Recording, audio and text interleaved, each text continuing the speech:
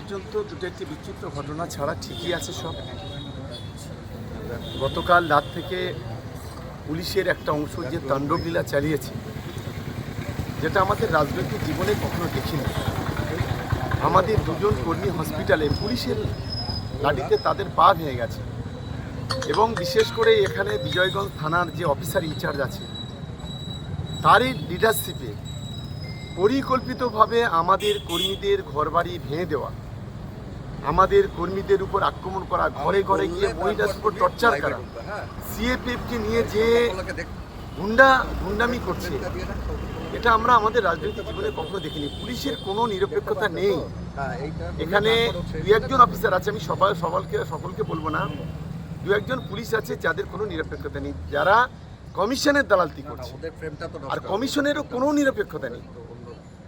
যার কারণে তারপরেও আমি মনে করি যে যতই যাই করুক, পুলিশ ব্যবহার করুক, ইউজ করুক, সেন্ট্রাল ইলেকশন কমিশন যাই করুক না কেন, শেষ হাসিটা কিন্তু বাংলায় তৃণমূল কংগ্রেস হাসবে, ভাঙড়ে তৃণমূল কংগ্রেস। গতকাল রাতে আইএসএফের কয়েকজনকে মারধর করা হয়েছে বলে অভিযোগ তৃণমূলের দিকে। আমাদের রাজ্জাক ভাইকে ৬২ বছর বয়স, তাকে ব্যাপক মারধর করা হয়েছে। সে হসপিটালে অ্যাডমিশন হয়ে আছে। তার স্ত্রীকে মারধর করা হয়েছে, তার বাড়িতে ঢুকে ঘরবাড়ি ভাঙচুর করা হয়েছে। এটাই হচ্ছে ঘটনা। আইএসএফের কর্মীরা এই নোংরা খেলা করেছে। ভাঙড়ে কি সুস্থ শান্তিপূর্ণ নির্বাচন হচ্ছে, কি বলবো? দেখুন, আমরা তো আশা করি ভাঙড়ের শুভবুদ্ধি সম্পন্ন মানুষ, তারা শান্তিপূর্ণই নির্বাচন করবে। যারা এখানে মোস্তানি গুন্ডামি করবে, মানুষ তার বিপক্ষে যাবে। আমরা চাই, আমাদের দলীয় কর্মীদের বলবো, একদম মাথা ঠান্ডা রেখে মানুষই শেষ কথা বলবে, মানুষই হচ্ছে গণদেবতা, কোথাও কোনো ঘটনা যেন না ঘটে, এটা আমরা চাই। শুভেন্দু অধিকারী প্লাস্টিক ফিঙ্গার নিয়ে যে বক্তব্য রেখেছে, সেই বিষয় নিয়ে কী বলবেন? দেখুন, একজন মিথ্যাবাদী লোক। আসলে এ নিজের টিআরপি বাড়ানোর জন্য এ সব কিছু করতে পারে। এ নিজের ভাইকে বলে দিতে পারে, নিজের বাপকে বলে দিতে পারে, এ সব কিছুই করতে পারে। আসলে এই মানুষটি সবচেয়ে বড় লোভী মানুষ। এর মিথ্যা কথা বলা একটা পেশা। এর অ্যাটিটিউড, এর ব্যবহার, এর আচার আচরণ আপনি দেখবেন কোনো সুস্থ, কোনো স্বাভাবিক মানুষের মতো নয়। ও যখন কথা বলে, ওর মুখের দিকে তাকাবেন যে একটা অর্ধ পাগল বলে আমরা মনে করি। ফলে এর কালচার হচ্ছে বিভিন্ন ধরনের অভিযোগ করা, বিভিন্ন কৌশল অবলম্বন করা, পলিসি করা, এবং এটাই হচ্ছে এর কাজ। ডায়মন্ড হারবারে আইপিএসের ভূমিকা নিয়ে কী বলবেন?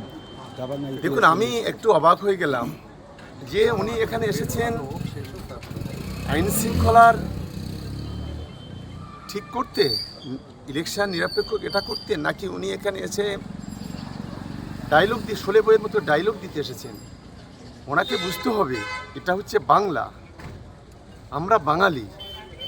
আমরা বাঙালি সব সহ্য করতে পারি, কোনো বুটের দাপট, কোনো পুলিশি অত্যাচার আমরা সহ্য করতে পারি না। যে কাজটা উনি যেভাবে গিয়ে জাহাঙ্গীরের বাড়িতে গিয়ে যেভাবে উনি যে ডায়লগ মেরেছেন লাইমলাইটে আসার জন্য, এটা কখনো ঠিক না। একজন পুলিশ অফিসারের পক্ষে এটা কখনো ঠিক নয়। এটা বাংলার মানুষ সমর্থন করে না। বিজেপি এইসব দেখে দেখে যোগী রাজ্য থেকে, অমুক রাজ্য থেকে, তমুক রাজ্য থেকে এইসব আইপিএসদের নিয়ে এসে খুব বেশি লাভ হবে না। আমরা শান্তিপূর্ণ ইলেকশন চাই। ডায়লগ মেরে তৃণমূল কংগ্রেসকে হারানো যাবে না। কিরকম ক্ষমতা আছে, ফলতা হারিয়ে দেখাক না। একজন আইপিএস কেন, যোগী রাজ্যের যদি যত আইপিএস আছে সব যদি এসে দক্ষিণ 24 পরগনা নামিয়ে দেয়, তারপরেও দক্ষিণ 24 পরগনা 31টা সিট, 31টাই তৃণমূল কংগ্রেস জিতবে। ফলো করুন টিডিএন বাংলা, সত্যের পক্ষে খবরের আওয়াজ।